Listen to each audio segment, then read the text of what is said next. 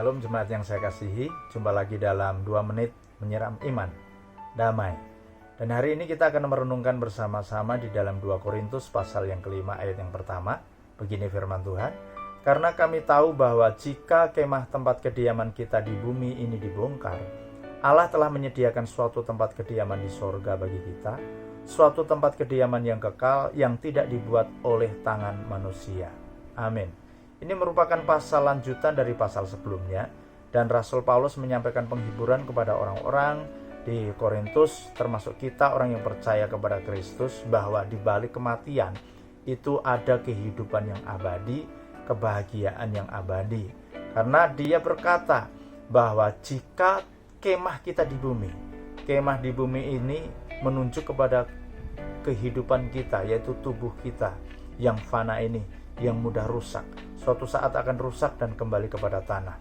Karena itu Rasul Paulus dalam ayat pasal sebelumnya berkata, kami tidak memperhatikan yang kelihatan, tetapi yang tak kelihatan.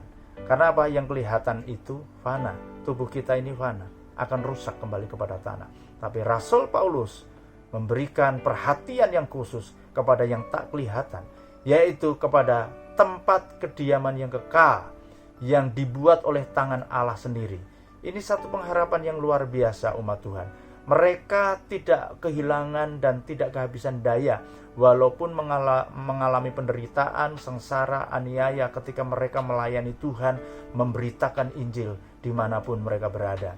Dan Rasul Paulus di dalam Filipi pasal yang pertama ayat 20 berkata, yang kurindukan adalah bahwa melalui tubuhku ini, baik hidupku maupun matiku, Kristus dimuliakan. Ini mesti menjadi kerinduan kita. Karena apa? Di balik kematian kita, di balik akhir hidup kita, akan ada tempat kediaman yang kekal, yang dibuat oleh tangan Allah sendiri. Umat Tuhan, mungkin saat ini kau sedang mengalami penderitaan, walaupun tidak sebanding dengan Rasul Paulus. Kalau Rasul Paulus memiliki pengharapan yang kuat, mari penderitaan, proses, dan tantangan hidup yang Tuhan izinkan terjadi dalam hidupmu ini, jangan sampai melenyapkan pengharapanmu, karena kita memiliki pengharapan akan kehidupan dan kebahagiaan yang abadi, yaitu di tempat kediaman yang kekal. Tuhan Yesus memberkati.